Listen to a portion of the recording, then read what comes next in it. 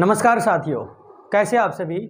उम्मीद करता हूँ आप सभी बहुत अच्छे होंगे, खुशहाल होंगे, खैरियत से होंगे और आप सभी की जो पंजाब पुलिस कांस्टेबल की तैयारी है वो बहुत अच्छे से चल रही होगी। मैं अजय बराड़ आप सभी का मेरे यूट्यूब चैनल मोहाली कैंपस पर बहुत बहुत स्वागत करता हूँ। जैसे आप देख पा रहे होंगे, मैं जो मैथ्स का टॉपिक पंजाब पुलिस के एग्जाम में आना है, टाइम एंड डिस्टेंस, ये वीडियो उसके दूसरे पार्ट को लेकर के है। इससे पहले टाइम एंड डिस्टेंस का एक पार्ट मैं अपलोड कर चुका हूं, बहुत ही अच्छे तरीके से उसके अंदर समझा गया है। अगर कोई सीधा इस पार्ट को देख रहा है, कोई भी एस्पिरेंट पंजाब पुलिस का सीधा दूसरे पार्ट को देख रहा है, तो उनसे एक गुजारिश है कि इसको देखने से पहले एक बार प्लेलिस्ट में जाइए इस चैनल की और उसमें टाइम एंड डिस्टेंस के अंदर जाकर के पहला पार्ट देखिएगा और उसके बाद इस पार्ट को देखिएगा, तभी आप इसको समझ पाओगे। देखिए साथियों, पहले पार्ट में मैंने आपको दो कॉन्सेप्ट बताए थे। पहला कॉन्सेप्ट में बताया था कि जब ट्रेन किसी खंबे को, किसी आदमी को या किसी पेड़ को पार कर रही होती है, उसमें मैंने आपको बताया था कि उसमें पेड़, खंबे और आदमी की चौड़ाई जो है या लंबाई जो है वो ना के बराबर मान लेनी है। और उस केस में जब भी ट्रेन खंबे को, पेड़ को या किसी आदमी को पार कर रही है तो मैंने आपको ये बताया था कि वो खुद की लंबाई को पार करती है। दूसरे पार्ट में मैंने बताया था कि ट्रेन जब प्लेटफॉर्म को पार करती है, ये सारी की सारी बातें पार्ट 1 में आपको देखने को मिल जाएंगी। आप उसको देखिए, पूरा समझ में आ जाएगा। जब किसी प्लेटफॉर्म को पार करती तो ट्रेन उस केस में दो लंबाइयां पार कर रही होती है, एक प्लेटफॉर्म की और उसी टाइम में साथ के साथ वो खुद की लंबाई को भी पार कर रही होती है। आज जो अगला पार्ट है वो तीसरा पार्ट, सी पार्ट। अब तीसरा और चौथा, दो चार ही पार्ट बनेंगे इसके रेल से जुड़े हुए। इसमें क्या है, इसमें ट्रेन एक ट्रेन दूसरी ट्रेन को पार करेगी।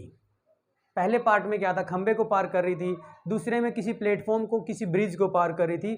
तीसरे पार्ट में दो ट्रेनें होंगी और वो दो ट्रेनें आपस में एक दूसरी को पार करेंगी। इसमें दो कंडीशन हो सकती है। हो सकता है कि वो दोनों रेलें एक ही डायरेक्शन में जा रही हो, तब भी वो एक दूसरी को पार कर सकती है। हो सकता है एक ट्रेन इधर से आ रही हो और एक ट्रेन इस साइड से आ रही हो, तब भी वो एक दूसरे को पार करेगी। देखिए समझ लीजिए, मान लो ये दो ट्रेनें हैं, ये दो पटरियां हैं, ठीक है। इस पहली पटरी पे एक ट्रेन ये जा रही है, पहली पटरी पे ये ट्रेन जा रही है, ठीक है ना, पहली पटरी पे जा रही है। और एक दूसरी ट्रेन जो पीछे से आ रही है, एक दूसरी ट्रेन जो पीछे से आ रही है,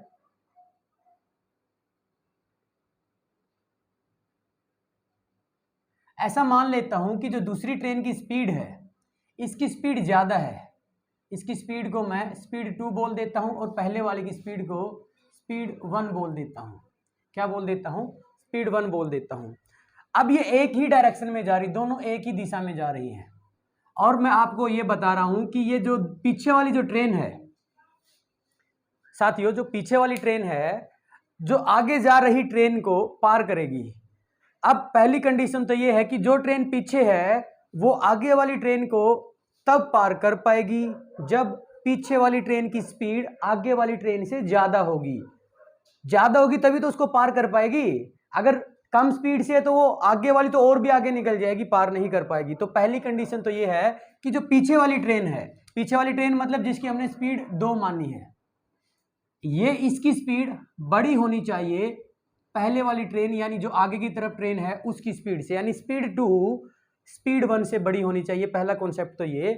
अब बात आती है कि जब ट्रेन इसको पार करेगी, मान लो ट्रेन का पिछली ट्रेन जब पार करेगी, इसका ये अगला हिस्सा इंजन का और पहली ट्रेन का पिछला हिस्सा जो है, ये एक दूसरे के बिल्कुल सामने आ जाएंगे। क्या आ जाएंगे? एक दूसरे के बिल्कुल सामने आ जाएंगे। अब जब इसकी, क्योंकि इसकी स्पीड ज्यादा है पीछे वाली ट्रेन की, तो जब इस ट्रेन को पार कर जाएगी तो कुछ इस टाइप की कंडीशन बन जाएगी, कुछ इस टाइप की कंडीशन बन जाएगी। यानी ये जो ट्रेन थी, ये वाली ट्रेन जो है अब यहां पहुंच जाएगी। मतलब पहले क्या था, इस ट्रेन का अगला हिस्सा अगली ट्रेन के पिछले हिस्से को बराबर मानना था। अब क्या करोगे, जब ये ट्रेन इसको पार कर जाएगी तो ये जो पहले वाली ट्रेन है जिसकी स्पीड कम दी गई है, वो उस ट्रेन को तेज चलने वाली ट्रेन पार करेगी। तो आप कब कब बोलोगे कि वो पार करेगी? जब इस ट्रेन का पिछला हिस्सा और जो धीरे चल रही थी, जो धीमे चल रही थी ट्रेन, उसका अगला हिस्सा एक दूसरे को पार कर जाएंगे, ठीक है ना। अब बोलोगे कि ट्रेन पार कर गई। अब देखिए, अब समझिए, अब देखिए ये जो तेज चल रही है ट्रेन, ये पीछे वाली चल रही है, इसने यहां से लेकर के ये वाला जो हिस्सा था, इस हिस्से ने यहां से लेकर के यहां तक का डिस्टेंस कवर कर दिया, यहां से लेकर के यहां तक का डिस्टेंस कवर कर दिया। तो आप बोलोगे कि सर इस डिस्टेंस में तो ये ट्रेन और ये ट्रेन दोनों की लंबाइयां आ जाएगी, यानी यहां तक ये वाली ट्रेन, मतलब जिसने पार किया था ये यहां चली गई है, अब ये वाली ट्रेन की लेंथ यानी दूसरी ट्रेन की लेंथ, और ये वाली जो है जो धीमे चल रही थी उस वाली ट्रेन की लेंथ के बराबर आ जाएगा, ठीक है। यानी आप एक बात को समझोगे, जब ट्रेन सेम डायरेक्शन में जा रही होती है तो हमेशा तेज चलने वाली गाड़ी जो पीछे से आएगी वही पार कर पाएगी धीमे चलने वाली गाड़ी को। और उस केस में आपका सिंपल सा फंडा याद रखना, बस ये तो कॉन्सेप्ट है समझाने के लिए, वरना एक बात याद रखनी है कि उस केस में जो ट्रेन की सापेक्ष गति होती है, सापेक्ष चाल या सापेक्ष गति, इंग्लिश में इसको रिलेटिव स्पीड बोलोगे, इस रिलेटिव स्पीड के साथ ही पीछे वाली ट्रेन आगे वाली ट्रेन को पार कर पाएगी। अब वो रिलेटिव स्पीड होता क्या है, सापेक्ष चाल होती क्या है, वो क्या होती है, पीछे वाली जो ट्रेन है उसकी स्पीड हमने s2 माना है और वो s2 बड़ा है पहले वाली ट्रेन की स्पीड से यानी s1 से, तो यानी s2 स्पीड में से s1 स्पीड को माइनस कर दो, यानी ये जो स्पीड आएगी बड़ी स्पीड में से छोटी स्पीड को माइनस कर दो, जो माइनस होकर जो नई स्पीड आएगी उस स्पीड के साथ पीछे वाली गाड़ी आगे वाली गाड़ी को पार कर पाएगी। यानी अगर देखो, अगर ये वाली 50 की रफ्तार से जा रही है पीछे वाली और आगे वाली जा रही 30 की रफ्तार से, तो आप कहोगे 50 माइनस 30, ये 20 किलोमीटर प्रति घंटा जो एक्स्ट्रा स्पीड है, जो एक्स्ट्रा स्पीड है बस इसी स्पीड से पार कर पाएगी। मान लो अगर इसकी 50 है स्पीड और दूसरी की 50 होती तो क्या कभी पार कर पाती? नहीं कर पाती, क्योंकि ये बराबर चलती रहती, सेम डिस्टेंस बना रहेगा इनके बीच में। तो हमेशा आपने पीछे वाली स्पीड को बड़ा मानना पड़ेगा और आगे वाली स्पीड को छोटा मानना पड़ेगा। जो पीछे वाली स्पीड में से जब आगे वाली स्पीड को माइनस करोगे तो जो स्पीड आती है वही होती है रिलेटिव स्पीड, और इसी स्पीड से पार करेगी पीछे वाली ट्रेन आगे वाली ट्रेन को। और पहली बात तो रिलेटिव स्पीड याद रखनी पड़ती है आप लोगों को, और दूसरी बात क्या याद रखनी पड़ती है, इस केस में जो दूरी तय की जाएगी, यानी जो रिलेटिव स्पीड इसी स्पीड से तो पार करेगी ना वो पीछे वाली आगे वाली को, तो ये जो दूरी तय की जाएगी ये इस रिलेटिव स्पीड से ही की जाएगी। तो आप देखोगे इस केस में जो दूरी तय की जाएगी वह दोनों रेलों की कुल लंबाई के बराबर होगी, दोनों रेलों की कुल लंबाई के क्या होगी? बराबर होगी। यानी कहने का मतलब जैसे एक ये पहली ट्रेन की लेंथ, ये दूसरी ट्रेन की लेंथ, इतनी ही तो दूरी तय करी जाएगी।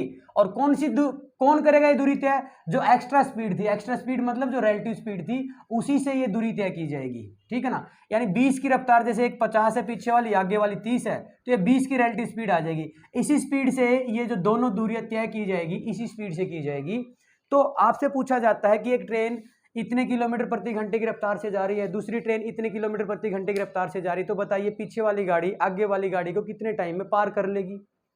तो बस वो पीछे वाली स्पीड में से आगे वाली स्पीड माइनस करके दोनों ट्रेनों की लेंथ कितनी है वो जोड़ दो, उस लेंथ को उस ट्रेन की स्पीड से डिवाइड कर, जो रिलेटिव स्पीड से डिवाइड कर दो, टाइम आ जाएगा कि इतने टाइम में पार कर लेगी। तीसरा कॉन्सेप्ट आप लोगों को ये समझ में आ गया। चौथा कॉन्सेप्ट देखिए साथियों, चौथा कॉन्सेप्ट क्या है? चौथे कॉन्सेप्ट में क्या है, ये तो चलो सेम डायरेक्शन में जा रही थी, पहला क्या था, जब सेम डायरेक्शन में जा रही हो, क्योंकि ये भी उधर ही जा रही है और दूसरी भी उधर ही जा रही है, तो इसको सेम डायरेक्शन बोलोगे, सेम डायरेक्शन में। दूसरा क्या, लास्ट कॉन्सेप्ट क्या आता है? Opposite direction. बस इस कॉन्सेप्ट को समझ लीजिए डायरेक्ट, उसके बाद बहुत अच्छे अच्छे क्वेश्चंस करवाए जाएंगे आप लोगों को। Opposite direction, opposite direction, opposite direction में क्या होता है, मान लो एक ट्रेन इधर से आ रही है, इसकी स्पीड s1 है, और एक ट्रेन दूसरी साइड से आ रही है, इसकी स्पीड s2 है। इसकी स्पीड क्या है, s2 है। इसकी स्पीड क्या साथियों, s2 है। अब ये एक पटरी पे नहीं आ रही, अगर एक पटरी पे आ रही होती तो ये एक दूसरी को कभी भी पार नहीं कर पाएंगी, टकरा जाएंगी, कोलिजन हो जाएगा इनके बीच में। तो ये अलग अलग पैरेलल पटरियां हैं, समानांतर पटरियां हैं, उनके ऊपर आ रही है, एक उधर से और एक उधर से। अब सीधा सा ये ग्राफ बनाऊंगा तो बहुत टाइम लग जाएगा, आप सिंपल समझ लीजिए, चाहे ट्रेन ऐसे पार करे एक दूसरी को, चाहे ट्रेन एक दूसरी को ऐसे पार करे, तो ये कॉन्सेप्ट तो दोनों में कॉमन रहेगा।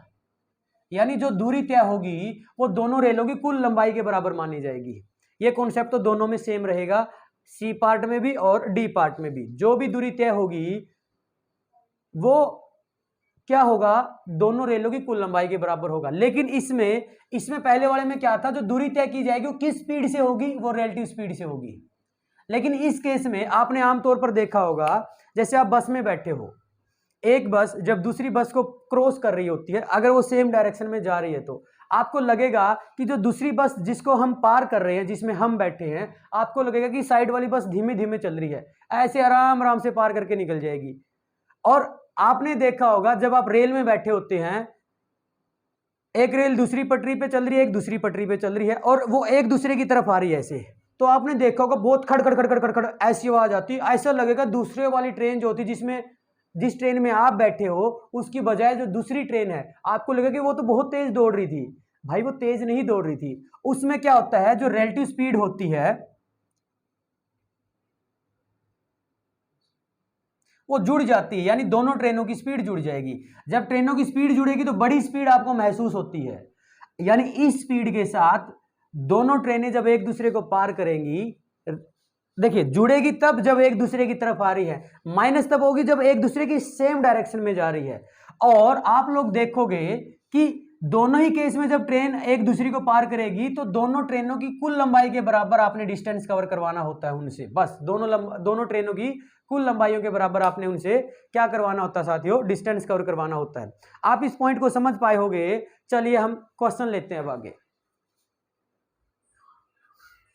देखिए साथियों, ये क्वेश्चन आप लोगों के लिए, मैंने अभी जो सी पार्ट और डी पार्ट में जो बताया था, जब रेलें एक दूसरे की डायरेक्शन में जा रही होती है और जब रेलें एक दूसरे के ऑपोजिट में जा रही होती है, जब रेलें एक दूसरे के ऑपोजिट में जा रही होती है, तो मैंने आपको बताया था जब ट्रेनें चाहे ऑपोजिट में चले चाहे सेम डायरेक्शन में चले, उनने जो लंबाई कुल पार करनी है वो दोनों ट्रेनों की कुल लेंथ के बराबर उन्होंने लंबाई पार करनी पड़ेगी।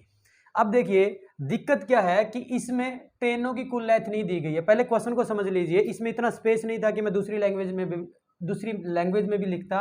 मैं आपको इसी में समझा देता हूं, दूसरी लैंग्वेज जो भी आप लिखना चाहो। Ratio of the speeds of two train is 7:9। कह रहा है कि भाई दो रेलें हैं, उनकी चालों का, उनकी गतियों का अनुपात 7:9 है। दो रेलों की गतियों का अनुपात 7:9 है। वो एक खंबे को 4 सेकंड और 6 सेकंड में पार कर लेती, यानी पहले वाली जो ट्रेन है जिसकी स्पीड का रेशियो आपको 7 दे रखा है, वो तो 4 सेकंड में पार कर लेती है, और जिसकी स्पीड का रेशियो 9 दे रखा है वो 6 सेकंड में पार कर लेती है। यानी एक खंबे को पहले वाली ट्रेन 6 सेकंड में पार कर लेती है, 4 सेकंड में पार कर लेती है, और दूसरे वाली ट्रेन एक खंबे को 9 सेकंड में पार कर लेती है। तो बताइए कि जब वो एक दूसरी को पार करेंगी तो कितना टाइम उनको लगेगा। दोनों ही कंडीशन मैंने एक ही क्वेश्चन में लिखा दी।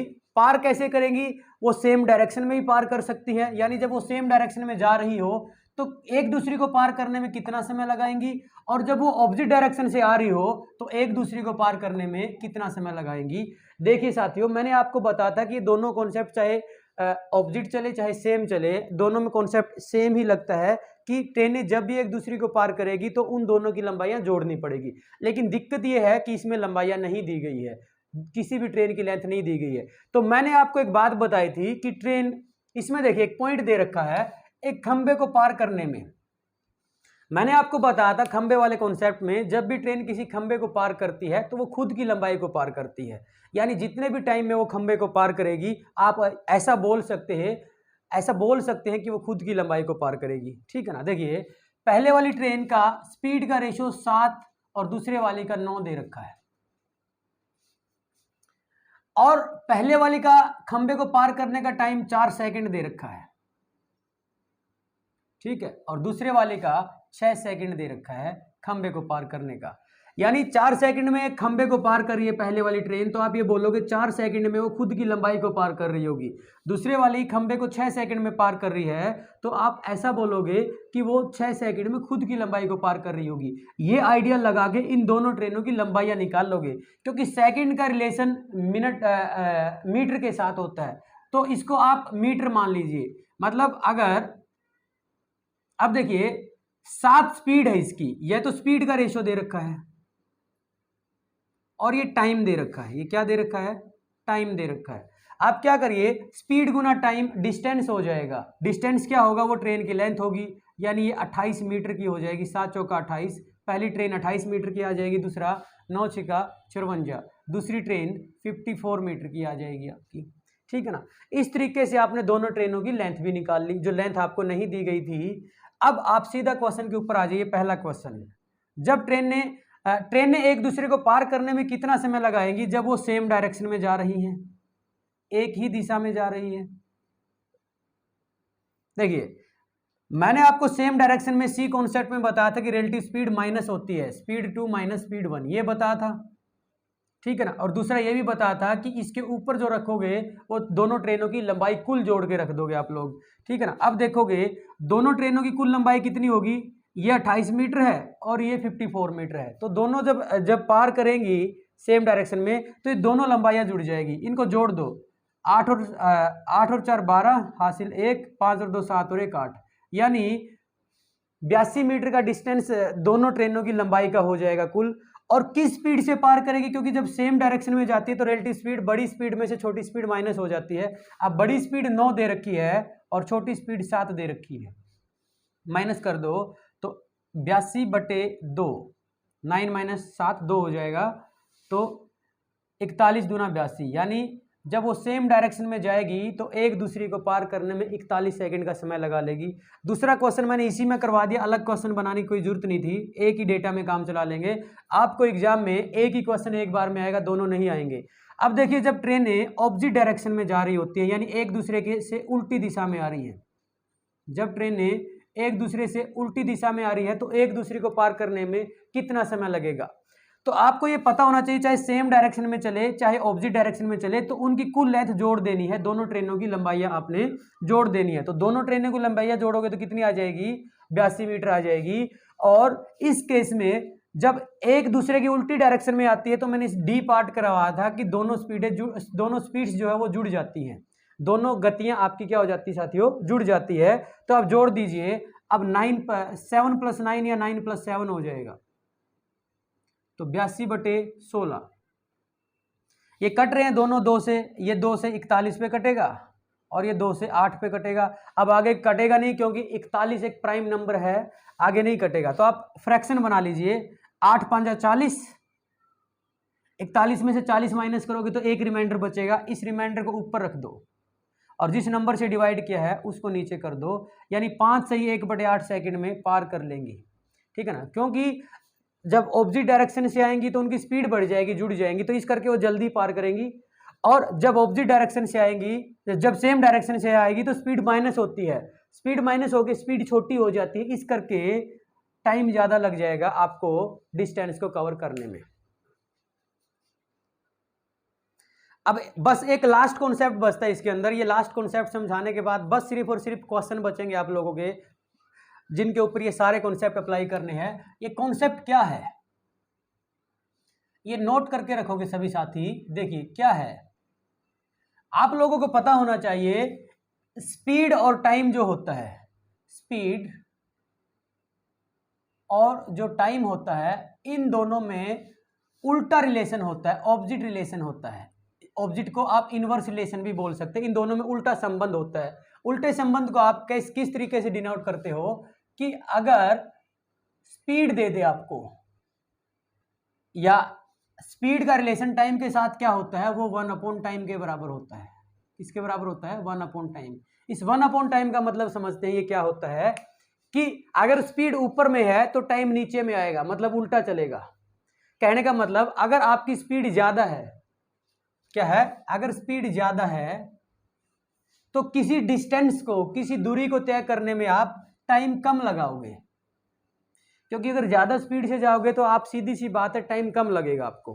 तो इसका मतलब अगर एक कोई एरो ऊपर की तरफ जा रहा है तो दूसरे का एरो नीचे आएगा, तो आप सीधा सीधा समझ सकते हो कि इन दोनों के बीच में उल्टा संबंध है। अगर आप स्पीड घटा लोगे, मतलब अगर आप कम स्पीड से जाओगे तो आपका टाइम बढ़ जाएगा अपने डेस्टिनेशन पे, अपनी दूरी पे पहुंचने में। तो देखिए अगर एक का एरो नीचे होता तो दूसरे का ऊपर आ जाता है, तो इसी को बोलते हैं इनवर्स रिलेशन। तो स्पीड किसके बराबर होती है 1/टाइम, और टाइम किसके बराबर होता है 1/स्पीड, यानी उल्टा रिलेशन बताता है ये। इससे एक कॉन्सेप्ट बनाऊंगा और आप इस कॉन्सेप्ट का डायरेक्ट क्वेश्चन के अंदर इस्तेमाल करेंगे। कई बार क्या होता है आप लोगों को टाइम दे देता है, स्पीड नहीं देता क्वेश्चन के अंदर, और कई बार आपको स्पीड दे देता है, टाइम नहीं देता क्वेश्चन के अंदर। तो ऐसे क्वेश्चन के अंदर अगर स्पीड दे रखी है तो टाइम कैसे बनाए, और टाइम दे रखा हो तो स्पीड कैसे बनाए। तो देखिए समझिए एक बार, मान लो दो ट्रेन है, एक ट्रेन का नाम ए है, दूसरी ट्रेन का नाम बी है, ठीक है ना। अब इन दोनों ट्रेन की स्पीड का रेशो दे दिया, मान लो आपको कि ये इस 4:5 दे दिया, स्पीड का क्या दे दिया, रेशो दे दिया। और अभी मैंने आपको बताया कि स्पीड का उल्टा टाइम होता है और टाइम का उल्टा स्पीड होता है, यानी उनके बीच में उल्टा संबंध होता है। अगर आपको वो स्पीड का रेशो दे दे तो आप टाइम का रेशो बना सकते हो, और अगर टाइम का रेशो दे दे तो आप स्पीड का रेशो बना सकते हो। वो एक आइडिया से बनाते हो आप। वो आइडिया जो मैंने अभी आप लोगों को बताया, वो आइडिया क्या है कि स्पीड और टाइम इन दोनों के बीच में उल्टा संबंध होता है। तो अगर आपको स्पीड दे दे तो इसको उल्टा करके टाइम बना लो, ठीक है। यानी ये रेशो ऐसे, इसको उल्टा लिख दो, 5 को इधर लिख दो और 4 को इधर लिख दो। यानी स्पीड को जब आप उल्टा कर दोगे तो इसी रेशियो को, इसी स्पीड के रेशियो से हम टाइम भी बना लेंगे। यानी टाइम कितना लगेगा 5-4। यानी जब आपकी स्पीड कम होगी तो टाइम ज़्यादा लगेगा, और जब स्पीड ज़्यादा होगी तो आपको टाइम कम लगेगा। उसी तरीके से अगर आपको टाइम दे दे क्वेश्चन में, मान लो 7:9 दे दिया, पहली ट्रेन ए का टाइम दे दिया, ये बी का टाइम दे दिया 9 दे दिया आपको, और ए का टाइम दे दिया 7। तो टाइम के रेशियो को उल्टा करके आप स्पीड का रेशियो भी बना सकते हो। इसको उल्टा कर दिया, ऐसो 9 को इधर और 7 को इधर। यानी अगर आपको स्पीड आपकी रेशियो में दे दे, उल्टा करके आप टाइम बना सकते हो। अगर आपको टाइम रेशियो में दे दे तो उल्टा करके आप स्पीड बना सकते हो। इस कॉन्सेप्ट को साथियों आप लोग समझ पाए होंगे। इस कॉन्सेप्ट के साथ मैं एक क्वेश्चन करवाऊंगा जो अब आप समझ पाओगे। देखिए, हाँ जी, मैंने अभी चौथा क्वेश्चन करवाया था, उसमें भी यही 2 क्वेश्चन पूछे थे। ट्रेन 2 ट्रेनें एक दूसरे को पार करने में कितना समय लगाएंगी, जब वो एक ही दिशा में जा रही हो या जब वो एक दूसरे की उल्टी दिशा से आ रही हो। देखिए, पहले वाले क्वेश्चन में क्या था, उनका स्पीड दे रखी थी, स्पीड का रेशियो दे रखा था और टाइम दे रखा था। तो हमने स्पीड और टाइम को मल्टीप्लाई करके उनका लेंथ बना ली थी कि ट्रेन इतनी इतनी लंबी है। क्योंकि वो क्यों बना था, क्योंकि वो खंबे को पार करने का टाइम दे रखा था। इस करके उन दोनों को मल्टीप्लाई करके हम ट्रेन की लेंथ निकाल ली थी। इस क्वेश्चन में क्या है, इस क्वेश्चन में क्या है कि सिर्फ टाइम दे रखा है कि पहले वाली ट्रेन खंबे को 7 सेकंड में पार कर रही है और दूसरे वाली ट्रेन खंबे को 9 सेकंड में पार कर रही है। स्पीड का रेशियो नहीं दिया गया, सिर्फ टाइम दिया गया है। अब ये बता रहा है अगर वो एक दूसरे को पार करें तो कितना टाइम लगाएंगी, जब वो सेम डायरेक्शन में जा रही हो या जब ऑपोजिट डायरेक्शन से आ रही हो। तो वो टाइम बताने कितने टाइम में वो एक दूसरे को पार कर पाएंगी। एक ही क्वेश्चन में मैं आपको दोनों क्वेश्चन करवा रहा हूँ। समझिए, इसके अंदर एक हिंट दे दिया, 2 ट्रेन्स ऑफ इक्वल लेंथ। जो दोनों ट्रेनें हैं वो बराबर लंबाइयां की है, ठीक है, दोनों ट्रेनें हैं बराबर लंबाइयां की। अब देखिए, पहले वाली ट्रेन 7 सेकंड में पार कर रही है और दूसरे वाली 9 सेकंड में पार कर रही है। अब देखिए, ट्रेन चाहे सेम डायरेक्शन में एक दूसरे को पार करे, चाहे ऑपोजिट डायरेक्शन में एक दूसरे को पार करे, उन्होंने कुल लेंथ दोनों की जोड़ के पार करनी होती है। अब यहाँ पे दोनों की लंबाइयां दे ही नहीं रखी ट्रेनों की, तो कैसे निकालोगे। अब क्योंकि इसके अंदर क्या दे रखा है, एक खंबे को पार कर रही है, वो क्या कर रही है, एक खंबे को पार कर रही है। यहाँ से आप एक हिंट बना लोगे, जब भी ट्रेन किसी खंबे को पार करती है तो खुद की लंबाई को पार करती है, यानी जितने टाइम में वो खंबे को पार करती है तो आप इसको ऐसा बोलोगे कि वो खुद की लंबाई को पार करती है। लेकिन स्पीड तो दी हो ना, टाइम तो दे रखा है कि इतने टाइम में पार कर रही है, वो किस स्पीड से पार कर रही है वो नहीं दिया गया। तो इसका मतलब हम इसको, ये जो टाइम दिया गया था इसको रेशो बना लेंगे 7:9। और मैंने अभी बताया था कि टाइम का उल्टा स्पीड बना सकते हैं हम। क्या बना सकते हैं? स्पीड बना सकते हैं, यानी इनको उल्टा कर देंगे तो इसकी 9 स्पीड हो जाएगी, इसकी 7 स्पीड हो जाएगी। ठीक है, अब देखिए 7 सेकंड में पार कर रही है, 9 स्पीड है, तो इसका मतलब उसकी 63 मीटर की लंबाई होगी पहली ट्रेन की। दूसरे वाली 9 सेकंड में पार कर रही है, 9 सेकंड में पार कर रही है, 7 उसकी स्पीड आ गई, तो इसकी भी लेंथ कितनी होगी? 63 मीटर। और जो स्टार्टिंग वर्ड पड़ी है आप क्वेश्चन का, देखिए दोनों की लेंथ बराबर आ गई। इसने यही तो बोला था, 2 ट्रेन्स ऑफ इक्वल लेंथ। जब भी आपको बोले कि बराबर लंबाई की 2 रेलें, तो आपने क्या करना, उसमें या तो आपको सिर्फ टाइम देगा या सिर्फ स्पीड देगा। एक वैल्यू को आप उल्टा करके दूसरी वैल्यू बना लो और फिर उनको ऊपर नीचे गुणा करोगे तो आपकी जो ट्रेन की लेंथ है वो बराबर आ जाएगी। ये कंडीशन आपकी सेटिस्फाई हो जाएगी। ठीक है, अब देखिए क्वेश्चन को सोल्व करने में सेकंडों का टाइम लगेगा। देखिए जब वो सेम डायरेक्शन में जा रही है तो पार करने में कितना समय लगाएंगी। देखिए आपको पता है कि सेम डायरेक्शन में रिलेटिव स्पीड माइनस होती है, यानी एक की स्पीड 9, एक की 7, तो 9 - 7, और डिस्टेंस दोनों की ऐड हो जाता है, तो इसको जोड़ोगे तो 126 आ जाएगा। तो 126/2 यानी 63 सेकंड में वो एक दूसरे को पार कर लेंगी जब वो सेम डायरेक्शन में जा रही होंगी। दूसरा क्वेश्चन क्या है, वो एक दूसरे को पार करने में कितना समय लगाएंगी जब वो ऑपोजिट डायरेक्शन से आ रही हैं, जब वो उल्टी दिशा से आ रही हैं। तो बिल्कुल पिछले क्वेश्चन वाला कॉन्सेप्ट लगा दीजिए आप। देखिए चाहे वो सेम डायरेक्शन में जाए चाहे ऑपोजिट डायरेक्शन में जाए, दोनों की कुल लेंथ आपने जोड़ के ऊपर रखनी है, ठीक है ना। लेकिन जब ऑपोजिट डायरेक्शन में आती है तो दोनों ट्रेन की स्पीड जुड़ जाती है, तो अब 9 + 7 16 हो जाएगा, नीचे ऊपर हो जाएगा 126। तो 2 से कटेगा ये 63 पर, 2 से कटेगा ये 8 पे। अब आगे कटेगा नहीं क्योंकि नीचे इवन नंबर है, ऊपर ओड नंबर है, तो नहीं कटेगा। तो इसको डिवाइड कर लो, 8 × 7 = 56, 63 में से 56 जाएंगे तो 7 बचेगा, 7 को ऊपर रख दो और जिस नंबर से डिवाइड कर रहे थे उसको नीचे रख दो। 7 से ही 7/8 सेकंड का समय लगेगा जब वो ऑपोजिट डायरेक्शन से जा रही होती है। तो इस तरीके से आप इन क्वेश्चंस को हल कर सकते हो। अगला क्वेश्चन करते हैं साथियों। हाँ जी, देखो क्वेश्चन नंबर 6 आ गया इस टॉपिक में, और इस क्वेश्चन को मैंने 3 स्टार कर दिया है, यानी इसका पेपर में आने की बहुत ज़्यादा संभावना है।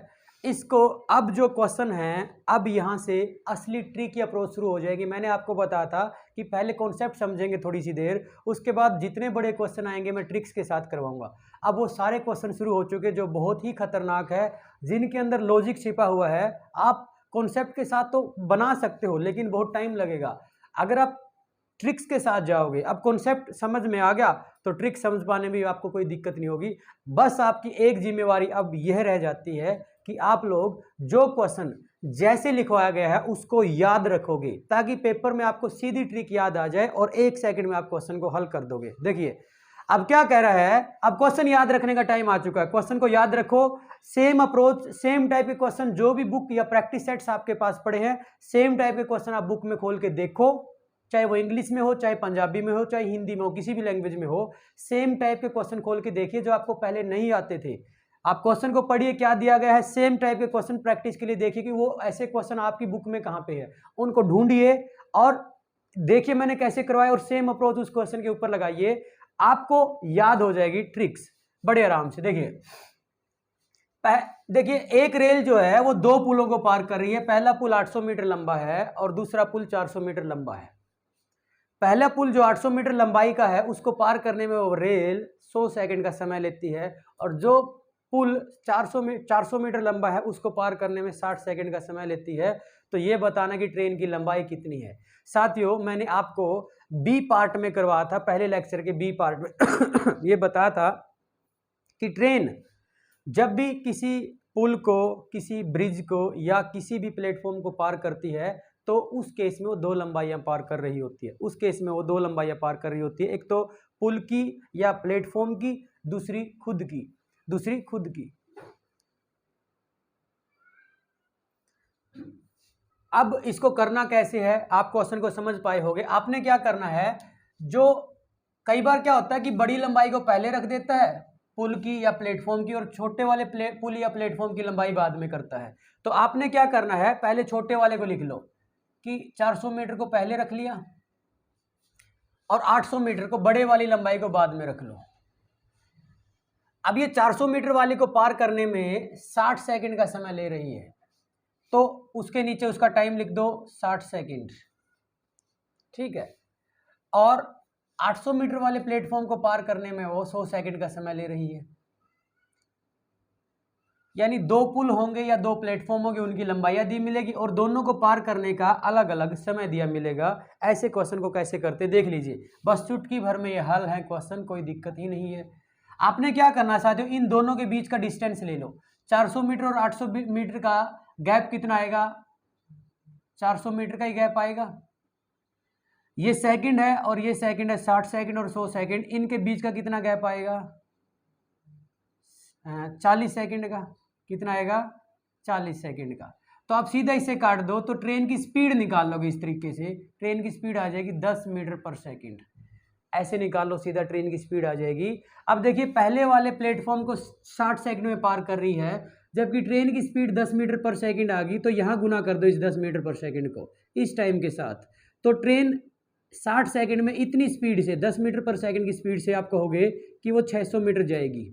कितनी जाएगी, 600 मीटर जाएगी। साथियों मैंने ये भी बताया था आप लोगों को, जब ट्रेन किसी पुल या प्लेटफॉर्म को पार करती है तो वो उस टाइम में दोनों लंबाइयां पार करती है, एक तो खुद की और दूसरी प्लेटफॉर्म की। यानी ये जो 600 मीटर डिस्टेंस आया है, इसमें ट्रेन की खुद की लंबाई भी होगी और प्लेटफॉर्म की लंबाई भी या पुल की लंबाई भी होगी। इस 600 मीटर में से पुल की लंबाई तो दे रखी है, उसको माइनस कर दो।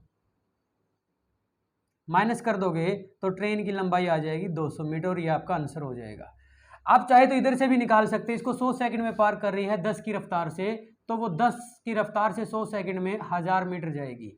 और इस पुल की लंबाई 800 मीटर है, तो इसको माइनस कर दो तो यहाँ से भी ट्रेन की लेंथ 200 मीटर आ जाएगी। जिधर से निकालना चाहो आप उधर से निकाल सकते हो। अब आप इस क्वेश्चन को समझ पाए होगे। पेपर में क्या करना, देखिए सिंपल, देखिए 400 और 800 का गैप, 400 और 800 का गैप 400 का हो गया, 100 और 60 का गैप कितना हो गया, 40 का हो गया। तो सीधा ट्रेन की रफ्तार आ जाएगी 10 मीटर पर सेकंड। मान लो आपने 60 सेकंड वाले के साथ किया है, तो 60 गुना 10 कितना आ जाएगा, 600। और ये 60 सेकंड 400 मीटर वाले पुल का था, तो इसमें से 400 माइनस कर दो तो सीधा ट्रेन की लेंथ आ जाएगी। 5 सेकंड लगे क्वेश्चन को सोल्व करने में। बस ये तो अप्रोच थी समझाने की, करना पेपर में बहुत जल्दी है। अप्रोच अगर याद होगी तो पेपर सेकंडों में हल हो जाएगा। हाँ जी साथियों, लगभग पिछले क्वेश्चन जैसा, छठे नंबर क्वेश्चन जैसा ही है, प्रैक्टिस जैसे ही लगा लो इसको। सेम अप्रोच है। एक 122 मीटर लंबा प्लेटफॉर्म है और एक 210 मीटर लंबा प्लेटफॉर्म है। 122 मीटर वाले लंबे प्लेटफॉर्म को 17 सेकंड में पार कर लेती है ट्रेन, और 210 मीटर लंबे प्लेटफॉर्म को पार करने में 25 सेकंड का समय लगाती है। कितना लगाती है, 25 सेकंड का समय लगाती है। तो मैंने बताया था अगर ट्रेन की लंबाई, इस केस में आपसे ट्रेन की लंबाई पूछे तो आपने क्या करना, इन दोनों का डिस्टेंस, बीच का गैप ले लीजिए। आप कहोगे कि सर 210 और इसके बीच का गैप आएगा आपका 88, कितना आ जाएगा, 88 मीटर, 88 मीटर आ जाएगा। और इन दोनों के बीच का गैप कितना आ जाएगा, 8 सेकंड आ जाएगा। 8 से 11 पे कट जाएगा तो 11 मीटर पर सेकंड ट्रेन की स्पीड आ जाएगी। और अगर आप 11 यहाँ 17 सेकंड के साथ मल्टीप्लाई कर दोगे 11 मीटर पर सेकंड की स्पीड, तो 17 एकम 17 हासिल 1, 17 एकम 17 और 1 18, तो 187 मीटर जाएगी ट्रेन 17 सेकंड में इस रफ्तार से। लेकिन ये जो टाइम है, ये जो 17 सेकंड का टाइम है, ये प्लेटफॉर्म को पार करने का टाइम है। और जब ट्रेन प्लेटफॉर्म को पार करती है तो वो ट्रेन खुद की लंबाई को और प्लेटफॉर्म की दोनों लंबाई को पार कर लेती उतने टाइम में। अब इतने टाइम में उसने 187 मीटर लंबाई पार की है, जिसमें से 122 मीटर लंबा तो प्लेटफॉर्म ही था। जब आप इसको माइनस कर दोगे तो 5 6 65 मीटर ट्रेन की लंबाई आ जाएगी। किसी एक साइड से निकाल लेना। अगेन अप्रोच वही है, आपने क्या करना है, इन 2 मीटर के बीच का गैप ले लेना। 88 आ गया, फिर टाइम के बीच का गैप ले लेना, 8 आ गया। 11 मीटर पर सेकंड ट्रेन की स्पीड आ जाएगी। किसी भी टाइम के साथ मल्टीप्लाई कर दो, मान लो अगर 17 के साथ किया है, 11 गुना 17 187 मीटर आ जाएगा। क्योंकि ये जो 17 सेकंड का टाइम है वो 122 मीटर लंबे प्लेटफॉर्म का है, तो 122 मीटर लंबे प्लेटफॉर्म की लंबाई को माइनस कर दोगे तो ट्रेन की लेंथ आ जाएगी 65 मीटर, और ये आपका आंसर हो जाएगा। देखिए साथियों, आज थोड़ा सा तबीयत थोड़ी सी नासाज थी, सोच तो रहा था कि लंबी वीडियो को लेके जाऊं, आज मैं यही 4-5 क्वेश्चन ही इसमें करके छोड़ रहा हूं। नेक्स्ट वीडियो में लगभग मतलब 2-1 घंटे का और ये टॉपिक रहेगा, जिसमें आपके कम से कम 15-20 क्वेश्चन और बनेंगे, सारे इंपॉर्टेंट क्वेश्चन होंगे, उनमें सारा आइडिया लगा दूंगा मैं। अगर आप इन वीडियो को ध्यान से सुनोगे, सारे पार्ट जितने भी टॉपिक वाइज बनेंगे हर एक टॉपिक के, तो जब सारी वीडियो सुनोगे आपके, तो आपके सारे डाउट क्लियर हो जाएंगे। आप किसी भी लेवल तक की तैयारी कर रहे हो, सारे एग्जाम लेवल का मतलब कोई भी हो, चाहे बैंकिंग हो या एसएससी हो या कोई स्टेट गवर्नमेंट एग्जाम हो, सारे एग्जाम आपके क्लियर हो जाएंगे। बस आप लोगों की जिम्मेवारी ये बनती है कि आप लोग जो करवाया जा रहा है इसके नोट्स बनाते रहिए। एक तरीके की आप इसको कोचिंग ही लगा लीजिए, अपनी फ्री ऑफ कॉस्ट चल रही है, वरना तो 15-15 हज़ार भी भर रहे हैं लोग पुलिस की कोचिंग के लिए। उम्मीद करता हूँ आज का जो है ये लेक्चर आप लोगों को समझ में आया होगा, और अगर ये अच्छा लग रहा आपको मेरा प्रयास, तो आप इस चैनल को सब्सक्राइब कर लीजिए और कमेंट करिए कैसा ये लेक्चर लगा, और अपने दोस्तों के साथ इसको शेयर करिए। धन्यवाद साथियों।